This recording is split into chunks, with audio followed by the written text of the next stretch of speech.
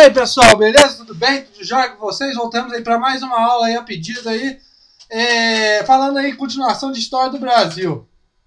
Pessoal, primeira coisa que nós temos que falar, vamos falar aí na nossa ladainha, nosso merchan aí, o nosso curso de história completo, exatamente isso, o nosso curso é de história, ele é completo, o nosso CHC, o nosso curso de história completo, para concursos, vestibulares e também para militar. O e-mail, historiacom1@outlook.com, Facebook, Istuçá, celular para mensagem 3291650267 e o site curso de história completo.webnote.com. Hoje falaremos o que? História do Brasil, exatamente, História do Brasil 19, exatamente isso, 19. Independência do Brasil, Independência ou Morte, parte 2. Pessoal, vamos então passar para a tal da independência do Brasil, a continuação. A continuação da nossa última aula. A continuação da nossa última aula, nós observamos o choque. O choque entre o que? Brasileiros e portugueses. Pessoal, vamos entender isso aqui. Primeira coisa, pessoal. O que nós falamos anteriormente? As cortes tentando centralizar o poder, tentando tirar a autonomia dada para o Brasil, todos aqueles direitos concedidos por Dom João. Nesse caso, você tenta uma centralização do poder para voltar o dito sistema colonial. Claro que os brasileiros não concordam com essa situação, vendo seus direitos conquistados nesse momento, vão para o beleléu. Então, eles começam a revoltar-se. Então, o que acontece? A corte tem a Revolução do Porto, pede a volta da família real. A família real volta em partes. Por quê? Fica nesse caso aqui Dom Pedro. Dom Pedro começa a gostar do Brasil e tudo mais, começa a atender as reivindicações, principalmente por intermédio de José Bonifácio de Andrada. E o que você acontece? O dia do fico. Pessoal, nós temos que entender uma coisa. O choque entre brasileiros e portugueses, ele aconteceu de uma forma correta, né? Uma coisa que é para acontecer. Mas só que nós temos que entender, pessoal, que tinha um choque entre portugueses e portugueses, como eu já falei. Portugueses e portugueses de Portugal. Por quê? Vários portugueses que vieram junto com a família real para o Brasil se fixaram aqui, começaram a investir, começaram a mudar a forma administrativa da colônia e gostaram daqui. Logo, se eles perdem todos esse investimento, é prejuízo. Então, é outro aliado dos brasileiros. Beleza, pessoal? E nós temos o choque entre brasileiros versus brasileiros. Que isso, professor? Brasileiros e brasileiros vão se guerrear e tudo mais? Sim. Nós vamos ter campanhas, vamos ter batalhas entre brasileiros e brasileiros. Como eu observei na nossa última aula, a corte, ela tenta ao máximo diminuir o poder do príncipe aqui e tenta ao máximo desestabilizar a política do Rio de Janeiro. Ou seja, as províncias, ao invés de dar satisfação para o Rio, tinham que dar satisfação para Lisboa. Qualquer ordem que partisse do Rio não era válida. O que você observa com isso? Algumas juntas provinciais, principalmente do Norte e do Nordeste, vão aderir essa causa por parte de Lisboa. Principalmente porque tinham no comando português favorável a Lisboa. O que vai acontecer com isso? Você vai ver tropas brasileiras lutando contra essas tropas que estão reivindicando e tudo mais. Beleza? O que acontece, pessoal, no contexto político? Nós temos aí José Bonifácio de Andrada. Como eu já falei, o patriarca da independência, porque ele ajudou e muito, influenciou e muito para a independência do Brasil. Você observa nele, pessoal, uma ideia que ele tinha era centralizar todo o poder na figura do imperador. A ideia dele era uma monarquia de fato. Centralizar toda a ideia, todo o poder na figura do imperador. E um outro cara, Joaquim Gonçalves Ledo, tinha a ideia de propor uma Assembleia Constituinte, ou seja, uma Assembleia que iria criar uma Constituição para o Brasil, limitando o poder do soberano e tudo mais. O que você observa nesse caso? Ledo propunha uma Constituição. Dom Pedro, pessoal, ele alinha para esse lado de Ledo. Claro que óbvio que o apoio da reação por parte de Bonifácio vai acontecer em São Paulo. O que vai acontecer nesse caso? Dom Pedro vai a São Paulo para tentar amenizar essa contenta, né, por causa de partidários de Ledo e de Bonifácio.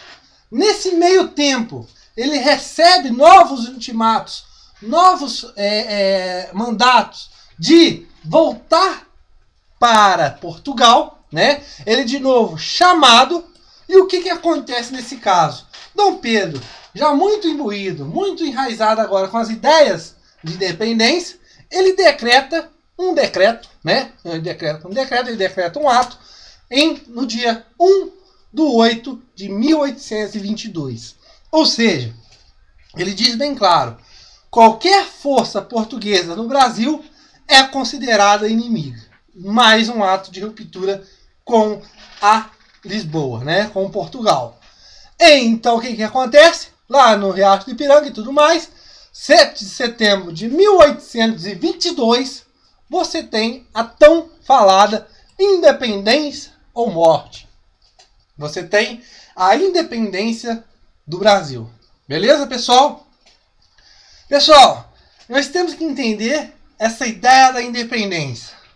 Primeira coisa, como que essa independência, como essa emancipação do Brasil frente a Portugal se deu?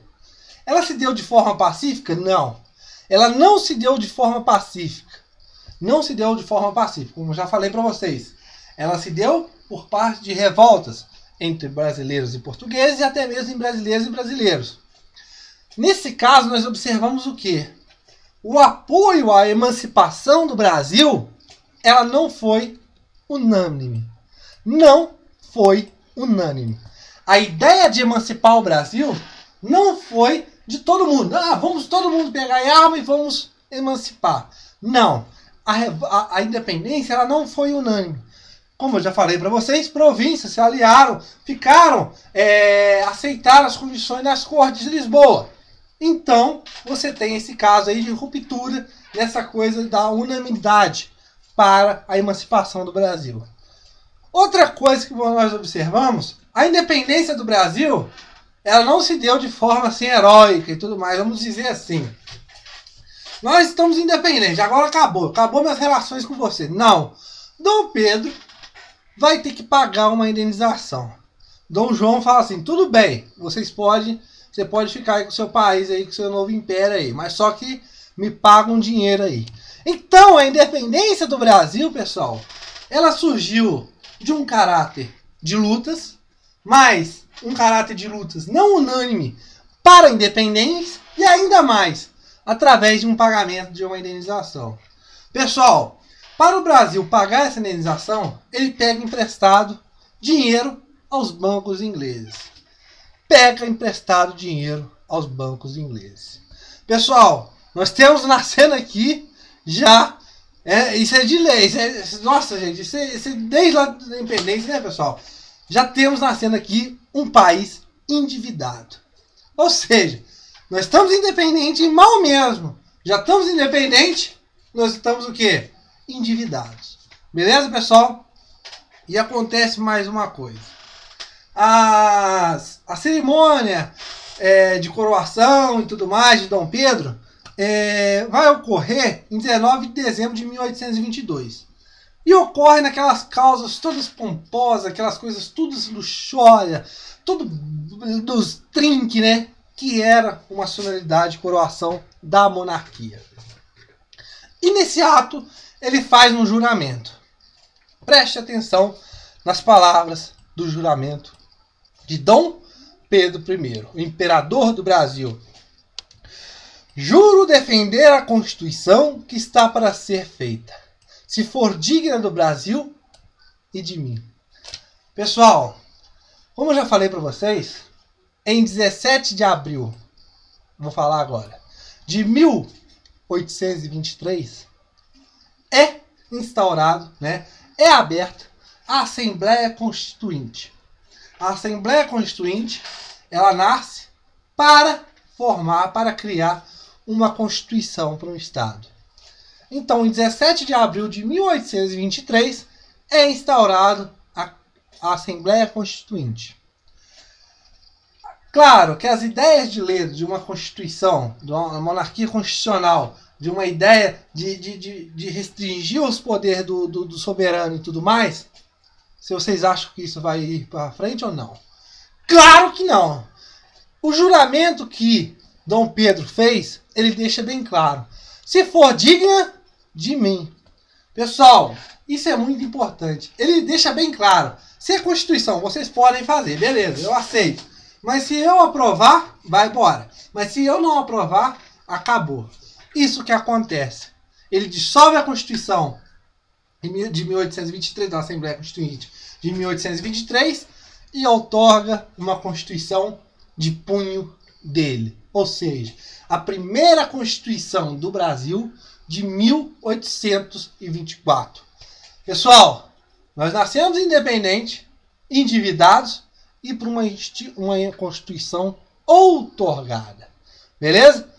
Já lembrando aqui, para vocês observarem, as únicas duas Constituições outorgadas do Brasil são a de 1824, que nós vamos falar na nossa próxima aula, e a de 1937, no chamado Estado Novo de Getúlio Vargas.